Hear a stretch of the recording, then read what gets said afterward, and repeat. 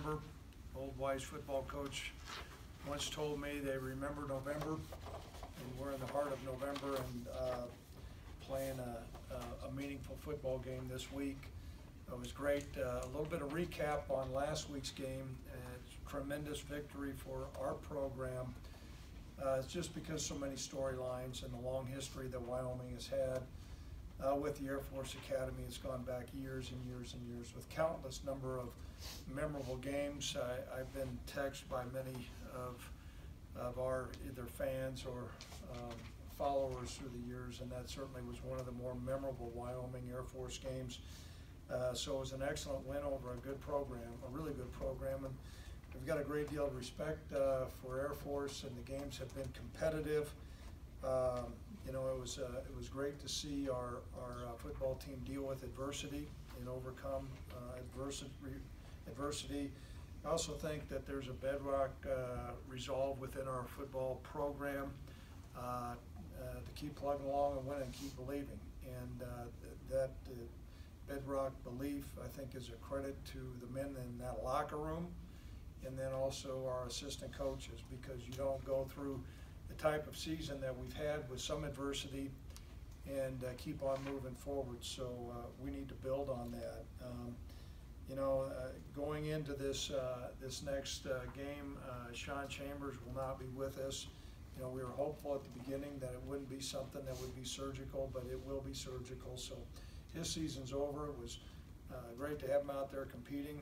He had a great deal of value to our football team. And the status of Nico, I'd say, would be day by day. We'll find out a little bit more as we go, but it's going to be day by day with Nico. So Tyler Vanderwall really came in and played exceptionally well, and that's and he and I had an extended conversation in my office about his role as a backup player. You never know when your number is going to be called, and you have to be prepared, and he certainly was. So it was great to see him go out and make some plays, and he'll be the starter this next week. It was a typical Air Force game. It was a hard-fought, physical game. You know, we got a lot of guys that are going to be able to play against New Mexico, but I think that we're probably certainly more banged up or sore than what we normally have had after games. The other thing was it was win number 5, and that means a lot to our program, and so it certainly was a rewarding win for us, not only with beating a front range opponent, but playing in the snow. That was a classic type of game that people that will always remember, and I certainly will as a Cowboys football coach. On to New Mexico, big challenge. You know, I've known Bob Davie for many years when he was the defensive coordinator at Texas A&M, and a great deal of respect for Coach Davie. He's operated well as a head football coach.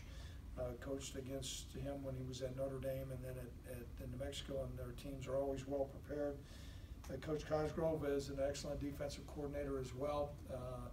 He and I both served at different times as defensive coordinator at the University of Nebraska, and their defense always plays well against us. They're aggressive, and so we've got a great deal of respect for New Mexico. Going to Albuquerque will be a big challenge, be another opportunity for our football team to play.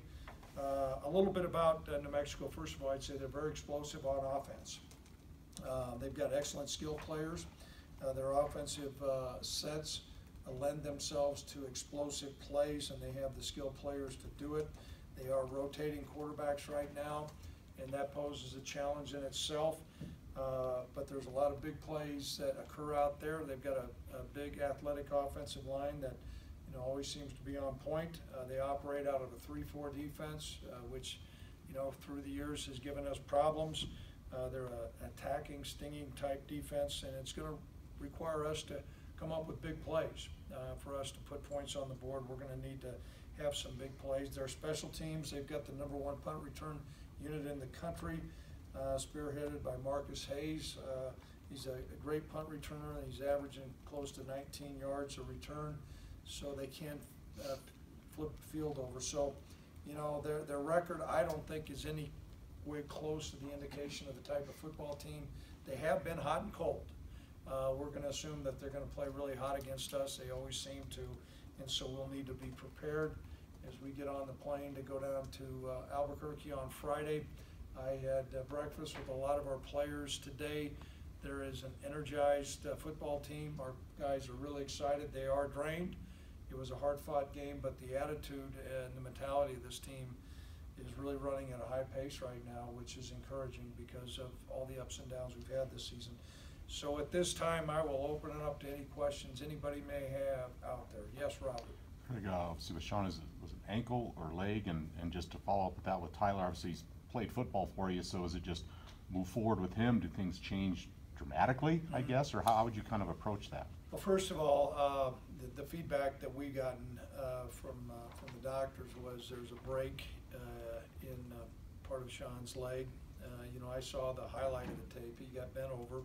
That's part of football. And the encouraging thing is the outlook would be really encouraging for him to have a full recovery. The collateral damage off an injury like that, typically the guys come back at 100%. When I was in college, I broke both bones of my leg, and I got faster. The only difference was I wasn't very fast to start with. So Sean's in a little bit different case, but we anticipate he'll be back full speed. Concerning what we do offensively, you know, we'll continue to rework the playbook.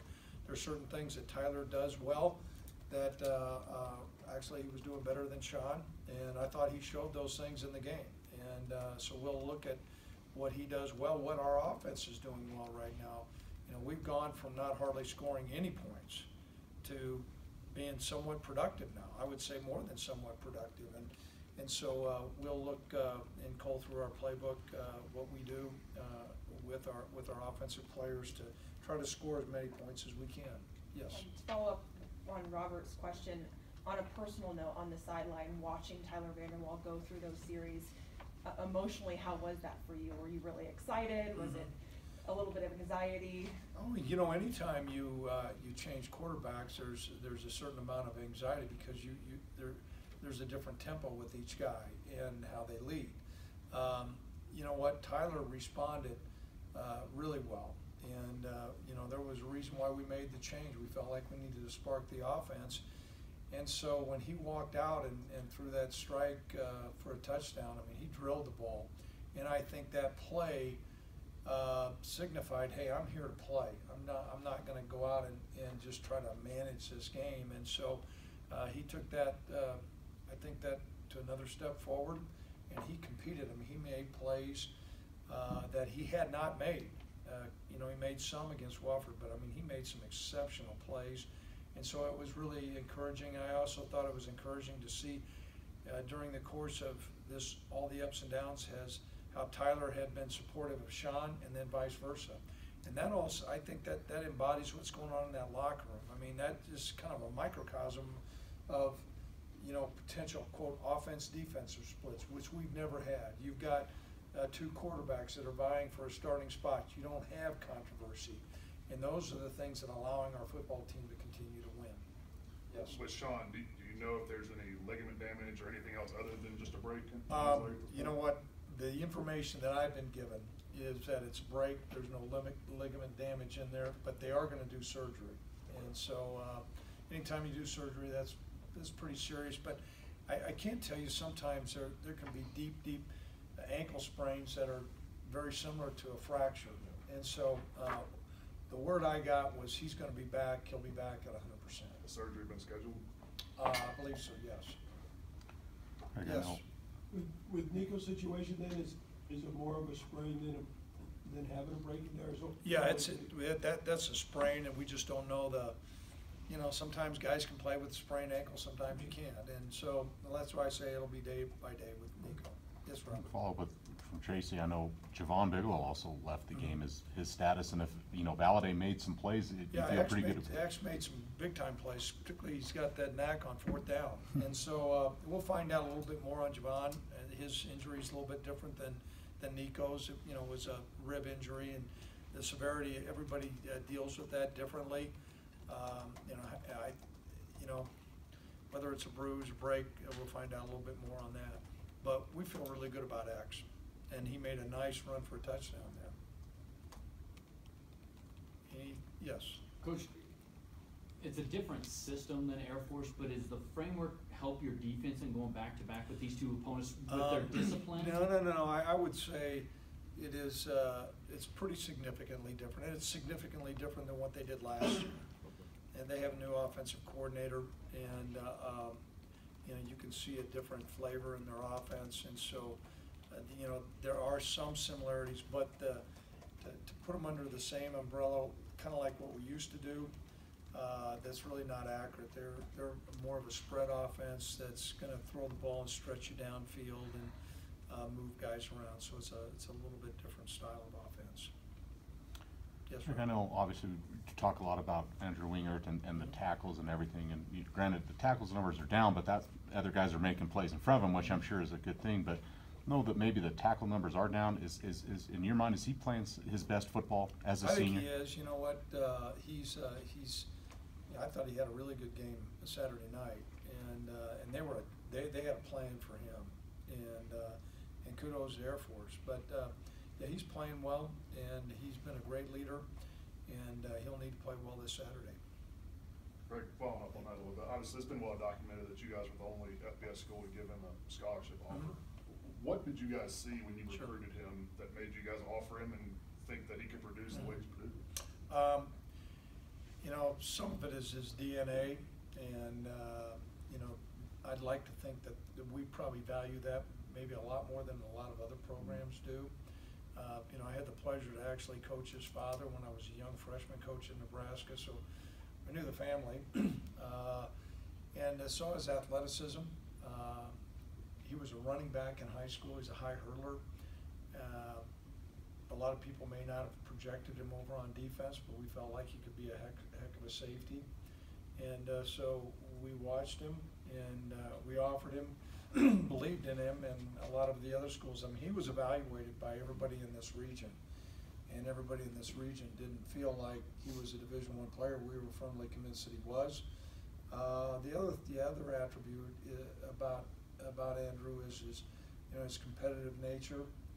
We also knew he was a risk taker. I think I made him hang up his skis. He was I don't know if you can, they're double black diamonds or whatever, wherever the most dangerous slopes that he was skiing. And I said, that's done. And his dad promised me it was done. That gave you an idea. He's gonna do everything Mach 1, and he's gonna live life to his fullest, and he plays football that way. Did you ever think he would produce at this level the way he Um, has in his career?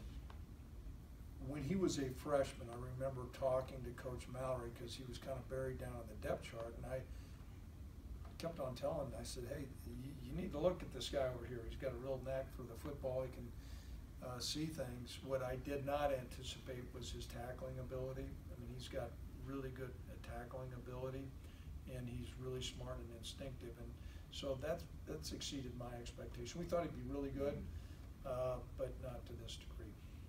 Yes, Tracy. Like the process you took in recruiting him, does that kind of underlie your philosophy of what you need to do here to find players? You know what? That's a great point or a question, and I'm going to answer it. When I first sat down with Tom Berman, we talked about what would make Wyoming special, and my assessment was this was a developmental program. When the Cowboys were really good, you know, they had players who may not have been super heavily recruited. Sometimes they changed positions, but they were the guys that wanted to come in and be part of a team, and they needed to work to get better. And so that's been our philosophy from recruiting, and that has not changed. And so we've tried to place things in with our facilities and our coaching style to develop players, and Andrew's one of those guys. I think he was probably 172 pounds dripping wet, and when he stood sideways, you couldn't hardly see him. And then he grew long hair, and that probably put a couple more pounds on him. But that embodies what we're about, Andrew Wingert. And, you know, Andrew Wingert has come to Wyoming, and for those seniors, the last time they ran out on War Memorial, that was a big deal for them. And we said all along that we were looking for more players that wanted to play for the University of Wyoming as opposed to at the University of Wyoming. And that may sound like a slight difference, but there's a big, big difference.